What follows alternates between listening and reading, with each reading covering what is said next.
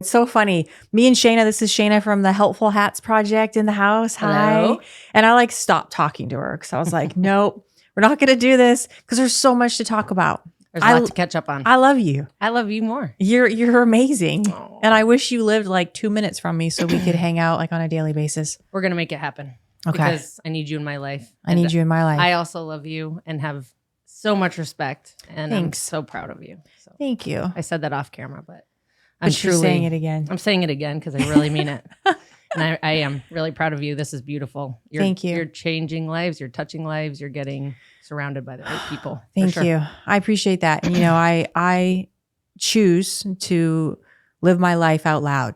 And that's in every aspect of my life. And to each their own. And I mean, you recover out loud, right? Correct. Very out loud. Yeah. Yeah. But we also respect that not everybody does. Yeah. For sure. It's not the only way, but I've found it's the most effective, secure and effective way for me and for others around us. Yeah. And for me, I feel like I can recover out loud. So people that are still in silence, we can be a voice. That's the whole point, right? I mean, I think people know what addiction looks like and relapse, but not everybody knows what recovery looks like and how it can feel and look and the life you can live. So we're here to show that. That's right. And it's so different for everybody. Like it's not just, this is just the only way. There's so many different ways to get sober, stay sober. I mean, look at us as human beings. We're not the same. We have the similarities and we look for the similarities, not the differences, and we have this thing that's relatable, but we're not the same, and so what works for one person might not work for another person. And I know like this works for me. Same. And it works for me. And we tend to gravitate towards each other. Yes. And I think the more that happens, the more, again, this generation, I feel a shift. I mean, it could just be in my brain, but like recovery is getting cool. It's cool to be present. It's cool to be, in the right state of mind. It's cool to be clear. I think that people are catching on that it's not boring. Yeah. It's fun. In fact, I've met so many cool people like you in recovery that I don't think I would have ever met. Yeah. Well, maybe, but. No, I feel the same way. And that's like the whole mission of like my life and the Recover Out Loud movement that we're doing is that we want this new generation and even, the older people to start really feeling like recovery is fun. Totally. And it's cool and it's possible. And like, there's cool shit to go do out there. There's so much cool stuff. Yeah. Like even when I got sober almost 7 years ago, it was like, it felt like a death sentence when I first got sober. I'm like, oh my God. My life is over. Like I had to gear myself up for this. Like, okay, I'm never going to have fun again. I don't know what I'm going to do with my time.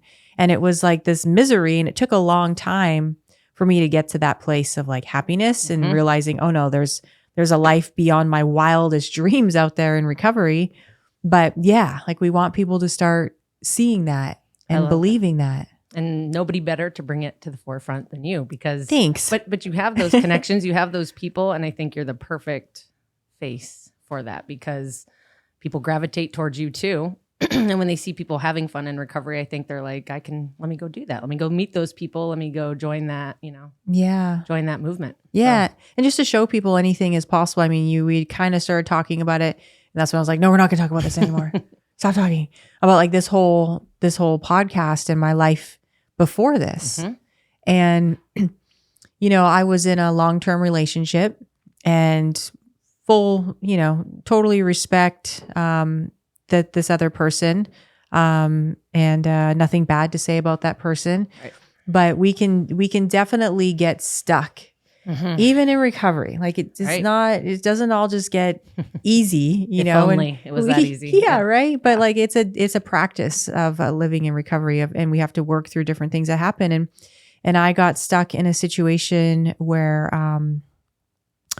I got stuck in like fear and the unknown, right?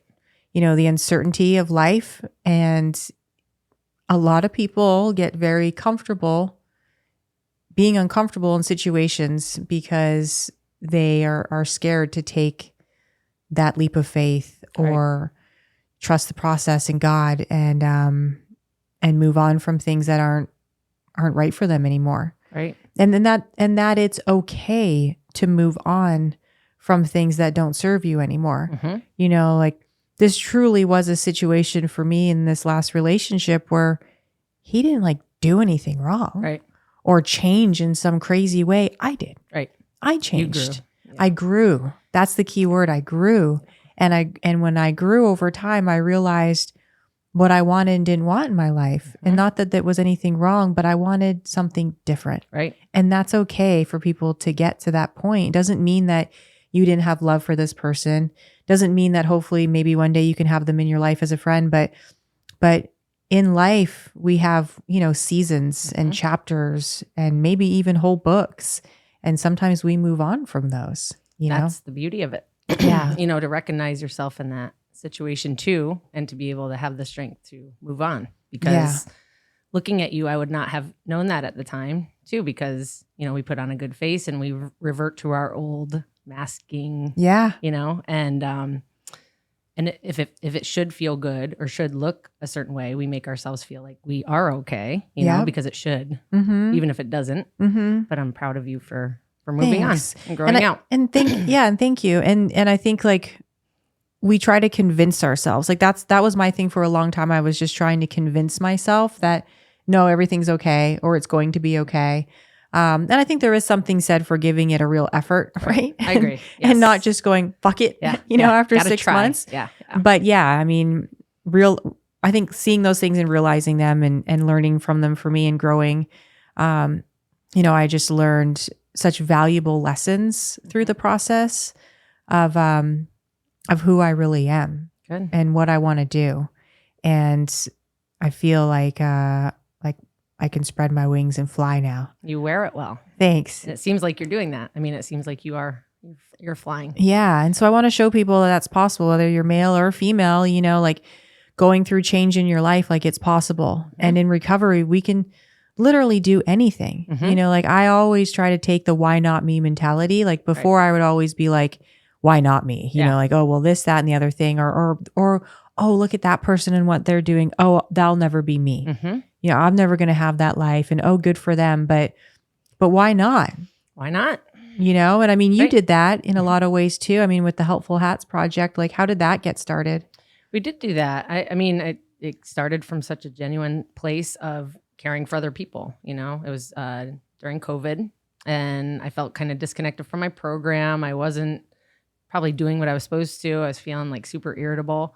I was also feeling like people needed help, but they didn't know how to ask. I was kind of thrown back to when I was not feeling well, and I was trying things. I, you know, tried an AA meeting. I tried church. I tried multiple routes of things, and nothing seemed to stick. I didn't kind of know where I fit in with that. Yeah. But I just wanted some answers. If I would have had someone to talk to, or just ask a couple questions like, do I need to go into recovery? Do I need, like, what's my next step? Can you give me a hug? I don't know, anything.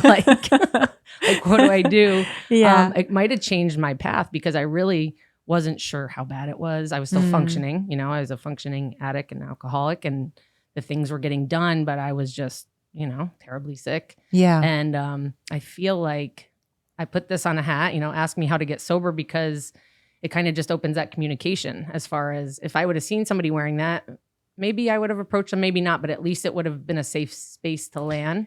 And I could have been like, hey, like, you know, the hope is that somebody sees that and they do ask. And then they're comfortable enough to take that a step further. Or, you know, what happens when we wear this is that it just opens up the communication. It's a vehicle for me to tell my story. What happens typically is it might be a mother of someone who's struggling with addiction. I've been approached by family members mostly. It's never somebody like necessarily like I need help. It's usually somebody looking for help for somebody else and just looking for connection. Yeah. And so during that time, I wasn't able to be a sponsor per se, but I did know where to send people. Like I could go to a meeting with you. I could put you in the right direction. I could put you in contact. I had the resources to be able to at least help you a little bit. Yeah. And if nothing else, I could listen. Mm-hmm. And so that's where it started. I mean, it was just a genuine, real feeling that people needed help. And so instead of being like, hi, I'm Shana, I'm an alcoholic, can I help you? Yeah. It was like, I'll just put this on, and it's kind of, you know, passive. And if people feel like they want to approach me, they can. And they did. You know, it would be one thing if I did it, nothing happened. But I did it and people really responded. And that it was just a sign. Yeah. That we need to do something with this. Yeah, no, absolutely. And I get that too all the time when I wear it. When I wear that hat, I remember one time I wore it in an airport and I probably got stopped like 5 times. Really? And it was all different people. Like one time it was a woman, she was like, I have 20 years sober. Right. It's that kind of thing too. And you're like, yeah.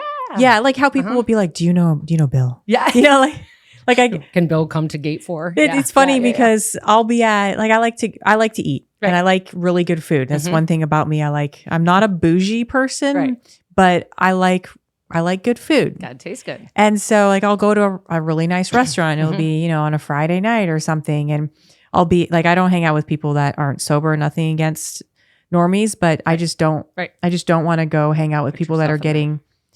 Let me take that back. I don't mind if somebody isn't in recovery, but I'm not going to go out with somebody at night if they're like heavily drinking. Totally. Okay. Gotcha. Let me just put that out there. Like, don't want to sound like an asshole.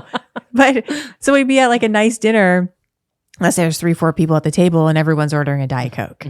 And it's funny because there'll be a waiter every once in a while that's like, oh, do you know Bill? You know Bill? And it's like, yeah. I do. Yeah, I do. But the hat, it's the same thing, but on a bigger level, right? Because it's not just limited to that. So yeah, I've had somebody that's in long-term recovery. I've had somebody struggling before. And just people that think it's really cool, you know, like, oh, what's that all about? You know, let me know. So yeah, let them approach you. I mean, because it's an open invitation kind of, which can be good or bad. You have to be prepared when you wear it for sure to either help, answer questions, you know, and you like me, I like that because I don't have to be so in your face about, I'm here to help you. I am, but that at least opens the door. Yeah. Where'd you get the confidence to do this and like talk to people like that just come up to you? Because some people are like, oh no, I gotta do that. I don't know. It felt very natural for me to have that confidence because, and it may come back from being gay and coming out and being gay. It felt like the same thing. You know, it was so much easier to just be myself. Just be you. And say, this is my story. I didn't have to blast it. I don't have to wear a rainbow flag on my forehead, but just being myself and being who I am and finding out that being authentically me felt really, really good and freeing. And it was the same thing with sobriety. You know, once I accepted it, I think the real slap in the face was walking into rehab and you're like, wow, this is real. I never thought I'd be here, but here I am. Yeah. Okay. So like you're humble and, you know, you turn it all over and you go through all the steps, whatever steps you go through. That was a real slap in the face for me. The easy part was coming out and like sharing it because by then I was like, this is who I am. This is what I went through. I kind of wore it as a badge of honor. You know, I've been through this. This is where I've been. This is where I can take you. This is like where we can go together. And that felt really comfortable to me because I felt like I had done that before. Yeah. So that it was a natural progression, I think. And COVID really pushed it out because I felt in my heart people were struggling, you know? Yeah, big time. And I didn't think that they knew how to ask for help. No. And so we were still going to church outside and we were going to the gym outside at the time. And I just kind of threw it on a hat and just wanted to see what would happen. And I was really inspired by the response. So from that, I was just like, yeah, let's do this. Like, let's help people. So yeah. So that's where the confidence came from. I think just being real, you know, and which came natural, but really just truly wanting to help. I think answering God's call because I felt called to help somehow. Yeah. And that's how I feel too. Like I feel called to do this in so many different ways. Like I was talking to someone yesterday and we started just like going off on like everything that I feel called to do. And he was talking about what he feels called to do. And it's like what you said, just being like authentically you. And my mom had asked me about one thing. So I was talking about like, sex trafficking, right? And that I feel called to like get out there and get active in that space too. Yep. That and the fentanyl and just addiction, mental health stigmas, like those are my main things. Love it. Yep. And my mom was like, well, aren't you like scared, you know, to be that loud about stuff? And I was like, nah, no, I'm not going to be scared. You're protected, you know? This is what we're supposed to be doing. This is life. Like I feel like, yeah, exactly. I mean, I feel the same way, you know, for me, it's like adoption, the stigma as well, you know, different aspects of my life. I feel like I'm finally clear enough to receive those signals, you know, for so long you're clouded and you're blurred and now we're open. And I feel like God just like zap, zap, zap, but we're also clear enough to receive them properly and take the next steps. And then the right people are put in our paths, and it's a natural progression because that's where we're supposed to be. Yeah. It's God's will, not ours. Yeah. You know? So when you came out, were you sober? Like, what was that process like? And for people out there that are like struggling with that whole process, and they're, you know, numbing themselves, using and drinking because they're scared or don't know how to do this. I mean, what was that journey like for you? Coming out as gay? Yeah. And were you drinking at the time or doing drugs? It was such a journey in that too. I was born and raised in a really small town in Pennsylvania. And so that in itself was kind of stifling. I had the most amazing childhood. I grew up in the woods and I climbed the trees, and I grew up on a farm literally. Nice. And, but it was small, and that just wasn't an option. So even if that was happening in me or I was feeling those feelings, it was so suppressed. It would have been extremely embarrassing to my parents. It just wasn't allowed. Yeah. And did you say it was a religious household? Or not so religious, just very small town. And I love my small town. But it's small. And, and it just wasn't going to be accepted. So it didn't even cross my mind, honestly. Even if I had any of those thoughts or feelings, I always had a boyfriend. Okay. I was the homecoming queen. I know it looks different now. I can see it. But I can see homecoming prom, I played sports. I mean, that was my deal. And that was what I did. And I had serious boyfriends, and that was just how it was going to be. And then when I went to college, things really opened up for me in more ways than one. I got a full scholarship to play softball. And I truly think that saved my life, because if I didn't have that to stay on point for, I probably would have not even made it out of New York City. So I got a full scholarship to play softball in New York City. Nice. So I went from the country to the big city, like legit. Wow. You know, just like Bronx, that. And had you been like out of the? I had just a little bit. We had traveled, but it was still very, sheltered. Yeah. And it was sweet, and it was naive, and it was all those things. And my mom protected me hardcore. She came from a super dysfunctional family. So it wasn't that I was sheltered, but I was very protected. Yeah. And my job was to get a scholarship to get out of there. We didn't have a lot of money. I love sports though, so it wasn't so much pressure, but I did learn kind of performance-based love.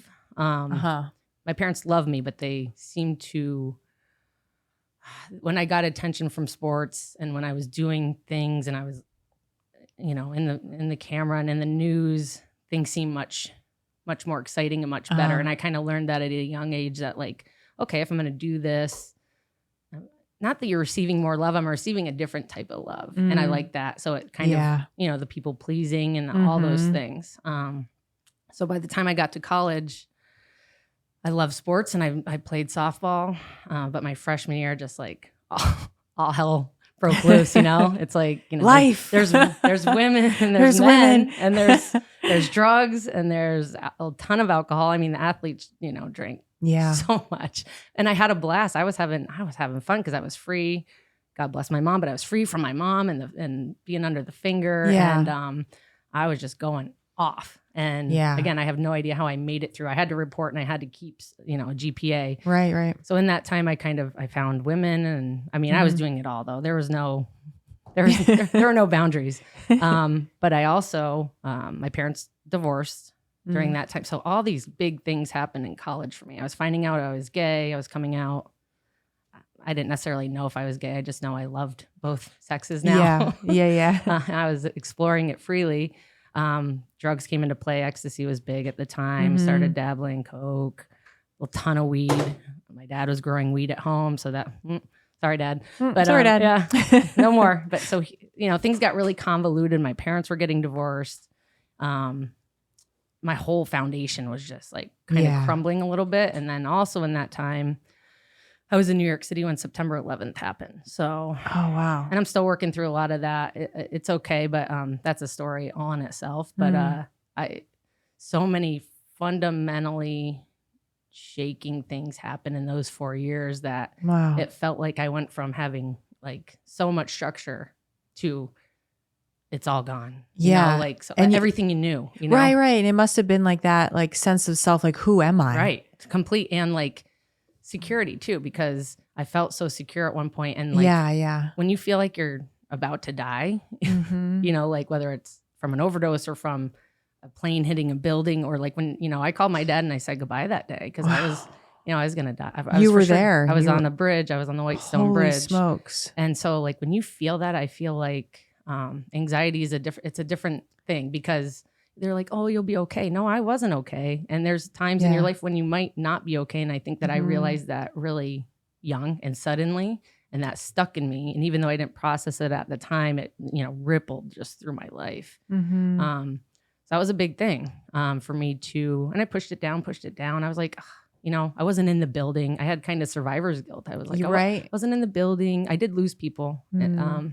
I lost a couple friends during that in different ways. One was a police officer, and she just like lost her mind going through the things. I did lose a friend in the building. So I had a weird thing that, like, you know, I wasn't in the building. I didn't feel and see that. So like, I don't have any right to feel this way. Yeah, yeah. And I just kind of shut down to it. And so, you know, that led to a lot of just suppressed feelings. Yeah. So anyway, a lot happened in college. Mhm. And then after that, I just wanted to get out. And so I ran away to California where there's, you know, no drugs and women here. Yeah, right. No, not at all. That's the right place to go. Yeah, right. Totally. Feel free. So did you graduate? I mean, were I you did. okay? So I did graduate, and I, you know, had my first real girlfriend, and I love my team. Again, I was obsessed with softball. Thank God, because it kept me alive. I think. And I don't know how I got the grades I needed to, but yeah, I made it through and I graduated. And but after that, everything just seemed very shattered. And instead of kind of working through that, I just started, you know, I partied in college, obviously. And I partied different. I could tell, you know, I shut the bars down, and we were just, you know, it was different, you know, when you can tell, like your friends, they're hard partiers, but like, I'm you doing keep it going. differently. Yeah. You And know, when everyone's like going to sleep or going home, and I'm you're like, what? Let's go. Like, what are we doing? Yeah. The sun's not up yet. Yeah. And nobody slept in New York City anyway. So it was like, it was again, always finding those things that like might not have been normal, but it was kind of normal there. So like, you know, when you live in Vegas or you live in New York City, it's like the bars didn't close till 6 a.m. So like, why would we go to bed if the bars aren't closed? Yeah. Like come on. That doesn't make any sense. Guys are lame. Yeah. So lame. I'm going to stay out for like a month. Right. Yes. And so you went to California. So like, what was the? Well, I graduated, and then I actually was a Division I coach in Maryland for 2 years. I had a girlfriend. She was still on the team, and I was in Maryland coaching. Crazy stuff went down with that too. I was an assistant coach, and then one of my players got pregnant. Denied the pregnancy and then gave birth on the road while we were traveling. It was crazy. It was so gnarly. And so I was promoted to head coach at the age of like 21. Oh, wow. So I wasn't the most responsible people. Yeah. And so here I am, a head coach. Like we're traveling all over the United States, and I've got these girls that I'm responsible for. And it was a lot. And like you guys were all partying together. Well, no, I didn't party with them, but I was drinking like so much at night by myself. And I was trying to be responsible with that. So that's kind of when it went inward though. Like that's when I started doing stuff at home by myself. Yeah. And did you know like you had a problem? I kind of, I knew I was different. I just thought nobody could party as hard as me. So like I started having a good old time with myself. I was like, if nobody can hang, then I was going to do my own thing. Fuck it. Yeah, fuck it. And that's when I started. No, I really didn't think. I was in denial kind of probably. And I just was doing my thing. I thought I was a grown adult, and I was, you know, drinking my, whatever I was drinking and doing my stuff. I think I realized when I started spending a lot of money on like, you know, picking up a bag here and Jameson, like whatever I was drinking, you know, you start realizing like, oh, I don't really have money for this. Like, but I'm going to do it anyway. I'm going to do that instead of paying my rent, like weird things like that. You start realizing. But I just kind of chalked it up to, it was just who I was and whatever. And so after that, I was out. I was like, I'm good with this. I want the ocean. I just had dreams of just, it wasn't even running away. I just like wanted a beach and I wanted to party, like really party, like with rock stars and stuff, which is what I ended up doing. And so I pieced out, and ended up in Irvine, of all places. I sold my car because I thought it was like New York City. I sold my car for a plane ticket out. Yeah. Yeah. I ended up in Irvine. Without a car. Without a car. And really any friends. I knew of the person that I stayed with, but like I didn't really know them. You know, they were great to me. But I mean, again, I was like ready to come out and like let loose and just go crazy and find the rock stars. That was such a big deal to me at the time. Yeah. Because again, I think that performance-based love, my mom thought that would be cool. I would have really made it if I was hanging out with the rock stars. So, which is so stupid. But right. When you look back on it. That was really important to me when I first kind of moved out here. And even though I ended up like doing that. So how'd you end up hanging out with rock stars? Well, let's hold on a second. So did you take a bus for a while? Like, did you get a car? I rode a bike. You rode a bike? I rode a bike and I worked at 24 Hour Fitness. Okay. It was awesome, but it's so it's so humble. Yeah. Like, and I love it. I would die if my child said, I'm going to sell my car and go move to California. Right. You know, I'd be like, oh my gosh, like, don't do that. That's so silly, but it was awesome, you know? And I kind of wouldn't trade it. And from there, my situation was kind of similar because I came out at 19, right? With a suitcase. Yep. We have similar stories. Yeah. I didn't have a car. And I got one, but we're just sweet girls. We're just sweet girls. Sweet little country girls. That's it. Just trying to party. I was like climbing trees and stuff and building forts and mud pies. I was a total tomboy. Like I never wore a dress and I was just like, guys want to be out in the forest. But okay, so go on. So you rode around a bike. You worked at 24 Hour. Yeah. And then I met a guy. Again, my roommates were really cool.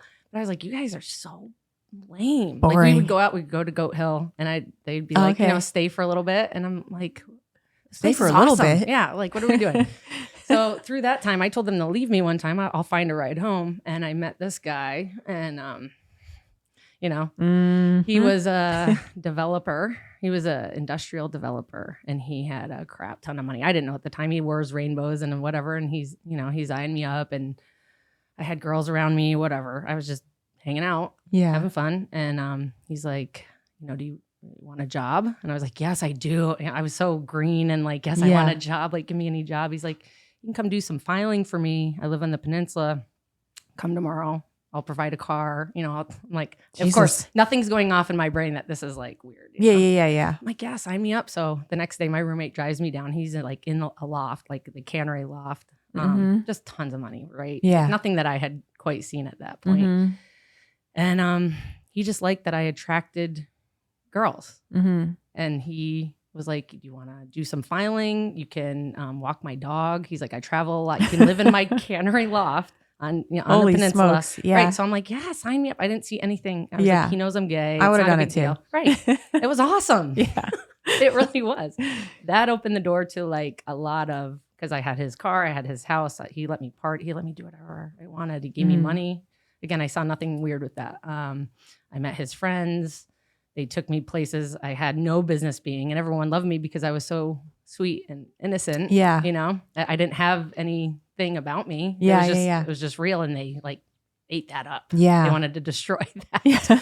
And I had a blast and met a bunch of like super rich people I had no business hanging out with. And through that, just kept meeting people and finding myself in situations that were really fun. And like there was lots of things provided all the time.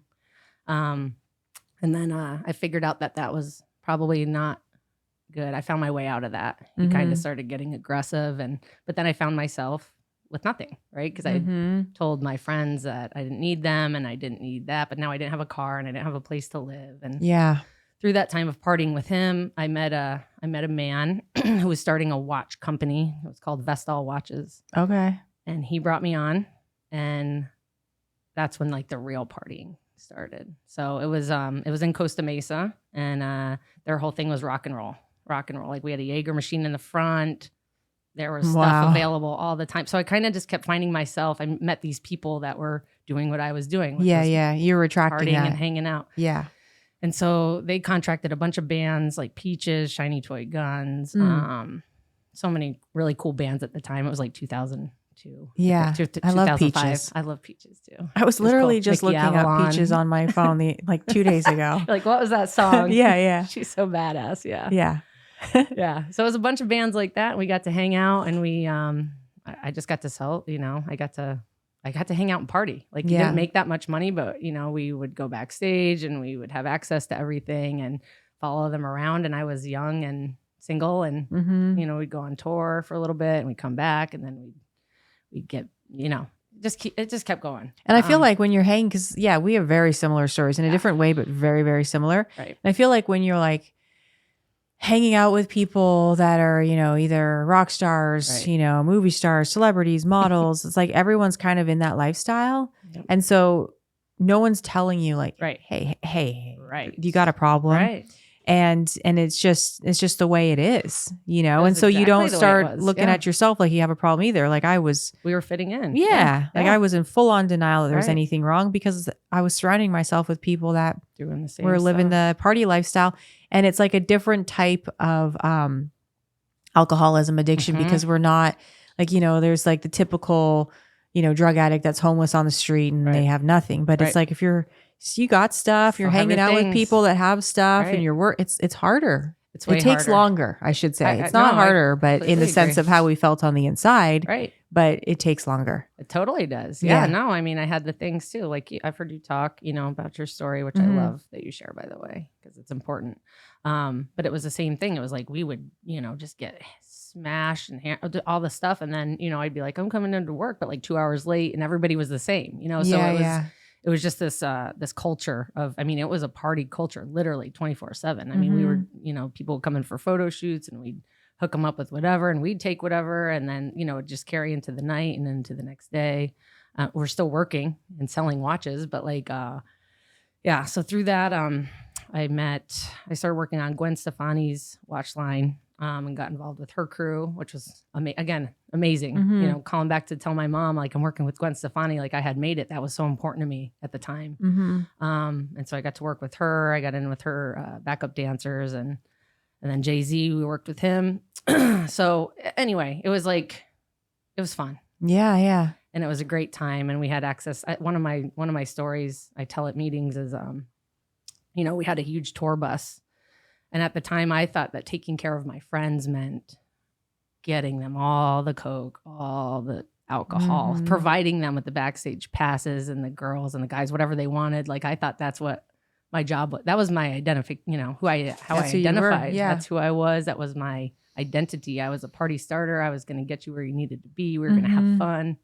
And so we, you know, it was on my friend's birthday and I asked the boss if we called it the Black Death. It was the tour bus. And so I said, can we borrow the Black Death to go to the Abbey and just like, go to the Abbey and like party at the gay clubs and just roll in there like 30 people deep. And he's like, yeah, sure. You know, just take Rob, the driver, who was my good friend, and I don't want to use his name. Take the driver and you know, his buddy, and just go make sure they, you know, fill it up with gas and just have a good time. And so I loaded all the people that I loved the most on that bus and provided Coke to the driver and Coke to a friend, and we all just got so freaking out of our minds and driving to West Hollywood. And I think back, you know, and Rob's driving like crazy. And I have all the people that I love the most. And I thought I was loving them by doing that, by providing that and just rolling in there going crazy. And like halfway something happened with the bus, but nobody cared because we were like all messed up on Molly and we were just loving life. And that was just how things were going to be.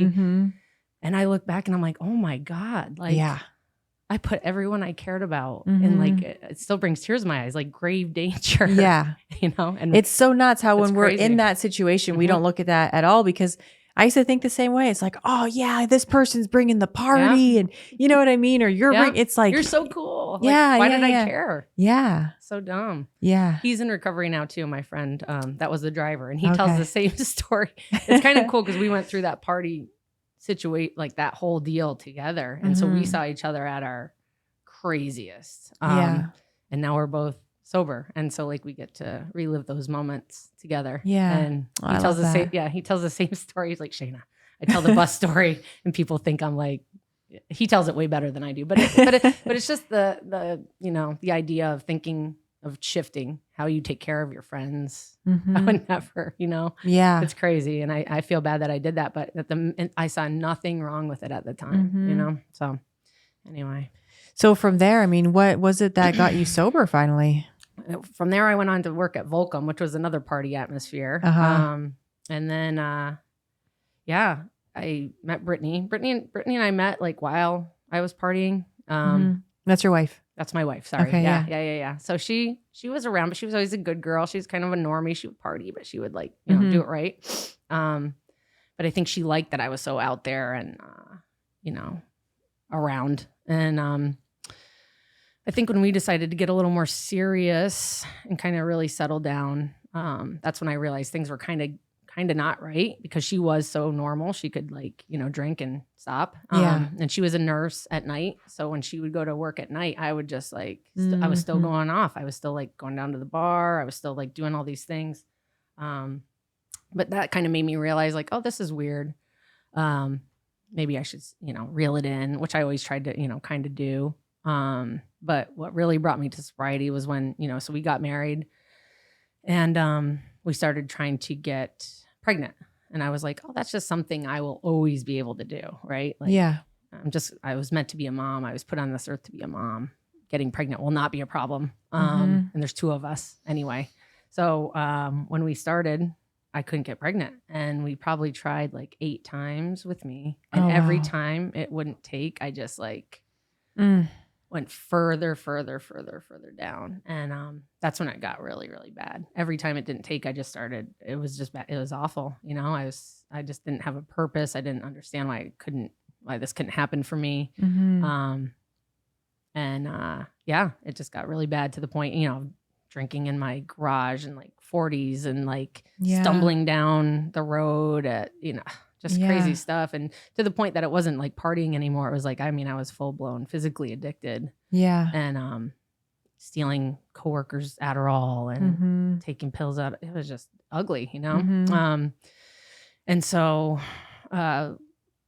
adoption was always going to be part of our story. We always wanted to adopt, but we decided like, okay, this isn't our path right now. Let's start trying to adopt. So when we started that process, I was like, I'm done. I started doing the things, you know, going to meetings, trying church. Nothing was really sticking, and I didn't understand why I couldn't stop. You know, of course, you start beating yourself up. I'm like, oh, I'm such a loser. Like, I can't stop this. Like, I should be able to have control over this, and I didn't. And that's when I realized, you know.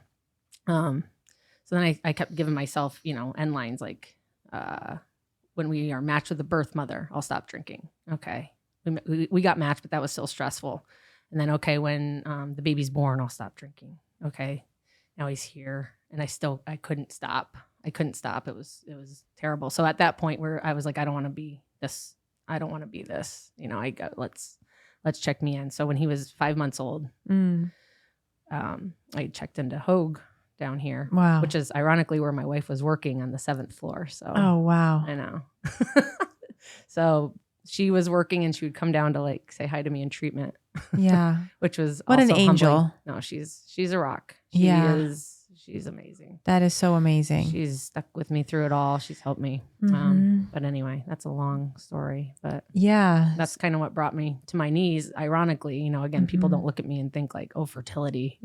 Put her in fertility, you know. But it was a huge part because again, it was just something I assumed would be easy. And I think this is so important to talk about, especially since it's Women's Wednesday, right? And I personally know a couple of women too that have struggled with fertility, and one person that's currently going through it.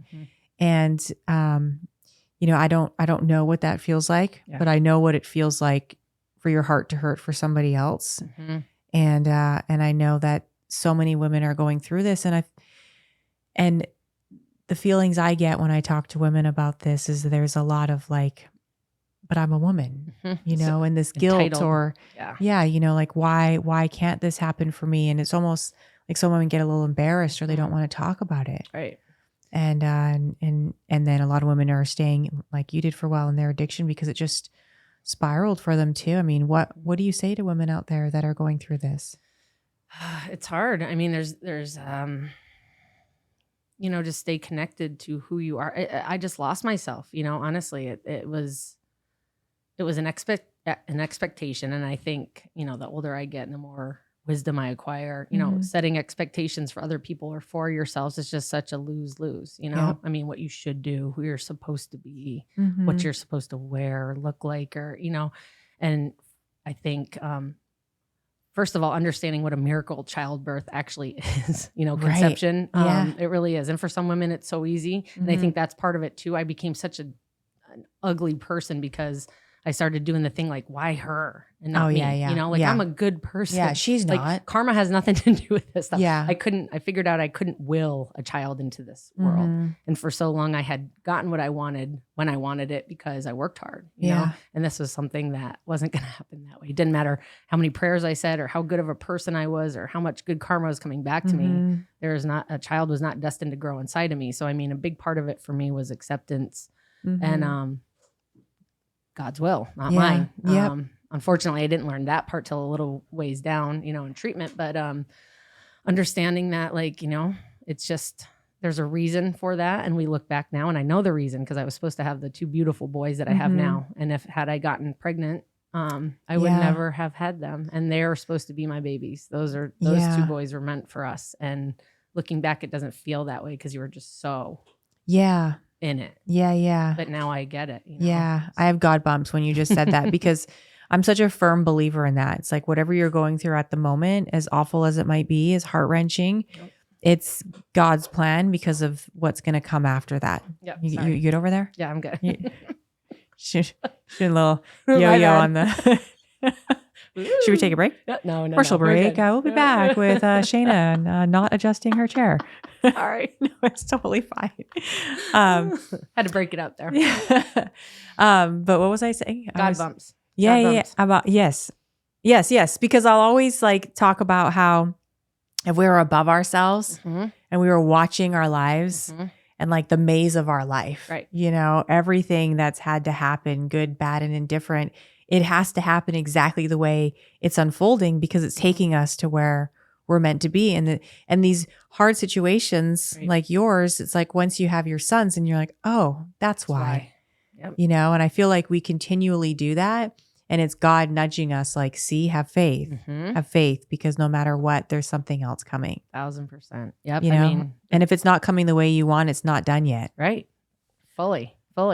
If I could say something to somebody in that, it's really like find a higher power. And it doesn't have to be God, but find something that you believe in that has that plan for you, you know, because that's just it. You have to believe there's something better and there's a reason. And I think if you get stuck in that spot, which I could have easily, and I did, like you don't get out of it to see what's meant for you for sure. So having that acceptance, following God's plan, and not having expectations. I mean, that's a big thing that I preach to because with expectation breeds resentments. And I feel like my life is so much more peaceful when I don't expect anything from anybody. Totally. Yes. People are always like, well, I'm like, nah, it's okay. Yeah, that's no big deal because it's like you have yourself too, and expectations from yourself as well. I expect myself to be a good person and have good values and do good things. But at the same time, it's like, it doesn't have to be perfect. I'm sure you have a perfectionism thing too, like most of us. Do you? I don't know. A little bit in certain ways. Yeah. Same in different ways. And it's like,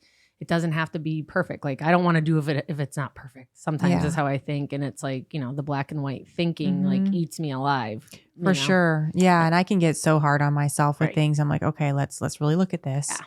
Right. Yep. So the expectations is huge. Yeah. I fully agree. Yeah. So you had your sons. You have your sons. Babies. Yeah. Have our babies. Yeah. They're beautiful. I call them, our angel babies. Seriously, they saved my life.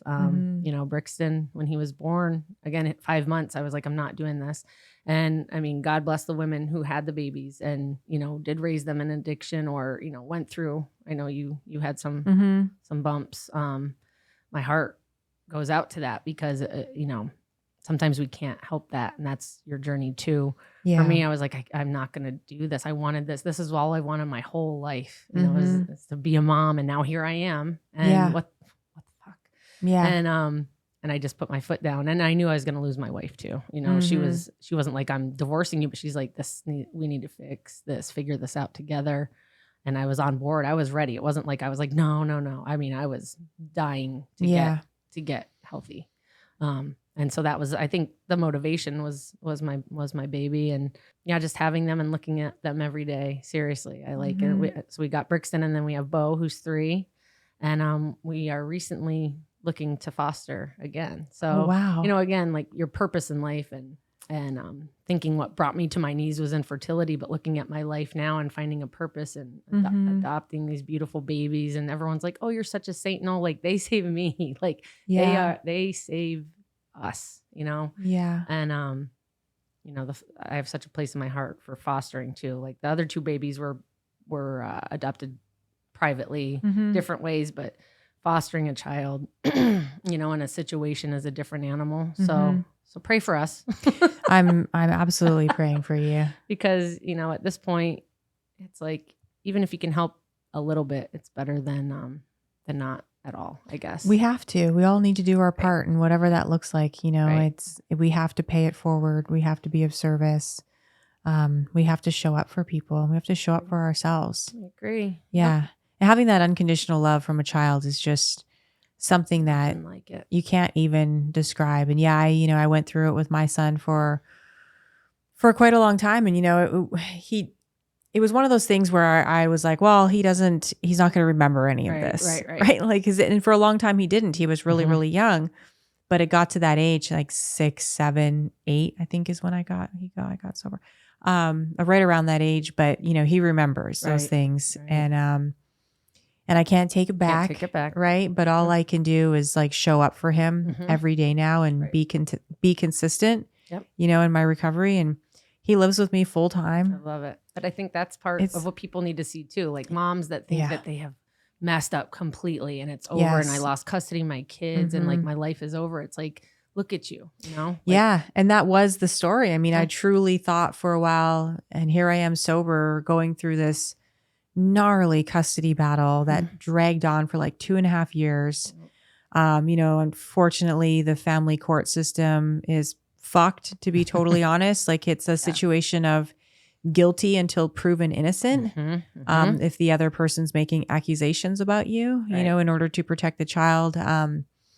So it was gnarly, like parental alienation, and I had to fight for 2.5 years, and it was bleak. I thought that I was going to lose my son for good. And there was days where it was, I'm just going to have to wait until I'm going to keep fighting. But if he doesn't, come around, I'm going to have to wait until he's older and wants to, figure this out with me. And thankfully it never got to that, but it took just every day, no matter what, having faith and being consistent and showing him what love means. Because love is an action. It's an action.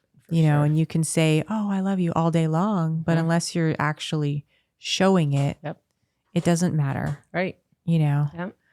So. And using would have made that any easier. Like, did you ever think, you're great in your recovery, but were you ever like, screw this? Like, I'm going to use again. Yeah, for sure. And like, if you wouldn't have showed up. And you wouldn't, like it wouldn't have made anything better. And I played that tape through, in those dark moments. And it was like, okay, if I go out and drink right now, everything they're saying about me is going to be true. And I'm going to lose any opportunity that I have to have him. It's not worth it. I think, for anybody that's struggling through that, any mom, really pausing in that moment and playing the tape through. I mean, that helped me so often is playing the tape through, calling somebody, whether it's your sponsor or somebody that understands your situation that you can trust and feel safe with, or your therapist, but having those people on like speed dial that you can call and talk to and just play that tape through, because those feelings always pass. Yep. And they never stay. And it would never make anything better in every scenario. Yeah. Yeah. Like every time. No, that's a huge tool. And I use that all the time. Yeah. Even if I'm like, oh, this, how could this play out? Or why, use that. Yeah. And being able to pause, pause, play the tape through, and then like give it 24 hours and come back to it. And usually you feel better. Yep. And look at your life now. It's beautiful. Yeah. And it all had to happen. Yep. Like you were talking about, just the way it did to get me to where I am now. So what do you do? What do you do on a daily basis? Like, what's your routine to stay sober? What do you do on those challenging days? Yeah. I've surrounded myself with really good people. Obviously my wife is my rock, but I mean, just having a really good sober network. I wake up in gratuity every day. I'd love to say I make a gratuity list. I'm trying to get better at journaling. I don't know. It's just hard for me, but I do try to make a gratuity list. You know, I mean, if you're waking up with air in your lungs, there's something to be grateful for Absolutely. sure. And start, I just think that gets, even if you're in a bad mood, I just think that gets your brain moving in the right direction, you know, because you can wake up and you're like, oh my gosh, this is like, today's going to suck or whatever. Yeah. And it's like, if I just reset and start doing that, I mean, that really helps. It's a simple thing, but it really helps me. Yeah. Surrounding myself, living in gratitude. I'm pretty heavily involved with our church. I love, you know, finding a space that you're accepted and loved and appreciated, whether that's a church or a group or whatever, I think is huge. And I try to be really active. I started training Muay Thai, and doing fights, you know, again, performance-based love, but still, I love it. I do it for me. Yeah. It's not something I'm trying to get anybody's attention or love from. I love the process. I love the journey. I love that I have to be present or else I get hurt. Yeah. So I have to pay attention. There's nowhere else my brain can go. Yeah. So that's a huge coping tool for me. Just exercise, nature, just being with my family, honestly, like not looking outside of like what I could be doing or where I could be or what I should be doing, but just like really appreciating the present moment. Focusing on the good things in your life, right? You know, for me, I wake up in gratitude every day too. I was talking about this on a Zoom meeting last night, and like, I always do like a gratitude list, and I have a really hard time journaling and writing stuff down too, but I'll always lay in bed and just be like, wow, you know, I'm so grateful. Number one, that I woke up, that I have a roof over my head, that I'm sober. And then I'll, you know, go into some other ones. And then I was also talking about, in this meeting last night about like affirmations, and I'll do that too, you know, cause that was one thing that I got taught when I was in rehab. And when I first got taught them, I was like, this is so stupid. Like, I'm not going to fucking sit in front of a mirror and go, you're beautiful. You are worthy. But honestly, it truly works. And someone said it to me in a way where I was like, wow, like that's how I needed to hear it. And they said, just do one affirmation over and over again until you can look at yourself in the mirror and say it and not feel silly or weird or uncomfortable saying it. And once you truly get to that point, like be true to yourself, then you can move on to the next one. Cool. I like that. And so, yeah, like I'll do the same one sometimes for 6 months if I have to, until I'm like, okay, I can move on from this one. What's an example of one that you would say? I mean, it's different for everybody, but like what's one that you've used? Because I struggle with that. You are capable. Yeah. That was one that took a long time just because I have big goals.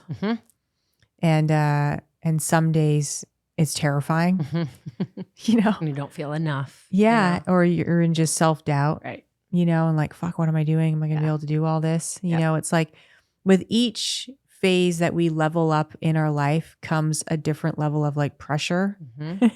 For sure. Yeah. You know? Yeah. Just, you're like, oh, I feel good. Let's go mess this up and aim for the star. But I can't help it. Like I'm that type of personality, you know, and I feel like you are too. And some people are just fine, just doing, you know, the same thing. And that's great. But I've just never been that person. Right. But it's because people are like, oh, you must just be fearless. I'm like, fuck no. A lot of fear. I'm terrified all the time, but I get uncomfortable. Right. You know? And so affirmations like that. That's good. Yeah. And so, I'll do that. And for me, like, I live right down at the beach, and being connected to the water. Huge. Like it's huge. Like I went down there this morning before I came in here, and it was just for like 30 minutes, but it started off my morning just the way I needed it to. Like that's my higher power, you know, like energy, being in nature, the water, just the sound of the waves. Like it's just, it's therapeutic for me. Same. So I'll do that. I moved here. Yeah. Yeah. And I miss that. Yeah. Big time. It's hard. I even sleep with it. Like I have a little sound machine with the waves. That's what I go to bed listening to. It's funny because I swear to God, my dog, which I'm so sorry for your loss. Oh, that's That's okay. Yeah. Our Jazzy, but yours is so sweet. I was going to bring her today, but I just didn't know if it was too soon and was going to be upsetting for you. That's so sweet of you. But I swear she knows the sound machine at night. She's so like, funny. Oh, it's bedtime. I swear to God. Because we'll be just like laying on the bed and she'll just be like hanging out with me and then I'll turn it on and she's like, oh. And she'll like come over and she'll just nuzzle in and go to sleep. I'm like, yeah. That's her cue. She's got the vibe. She's got it. She's got it. She knows the ocean. So cute. And then, same thing, like staying connected to the people really close to me and my family is like, that's everything to me. Right. I'm really careful. I think we joke because for the long, my wife is kind of like, I'm like, I love you until you prove me wrong. Like, I love you until you do me wrong. And she's like, make me trust you. And then I'll let you in, So I think for the longest time, I was very free with my energy and my love and just giving it away. And now I'm I wouldn't say protective. I'm still very open, but I'm careful about how close you get to me. I'm not guarded, but I'm more aware of the energy I'm giving and receiving.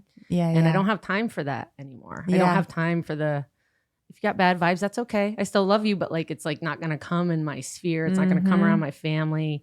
I can recognize that. And I used to recognize it and still let it infiltrate. And I think it's just so important to make sure you just be aware, even if you can deal with that.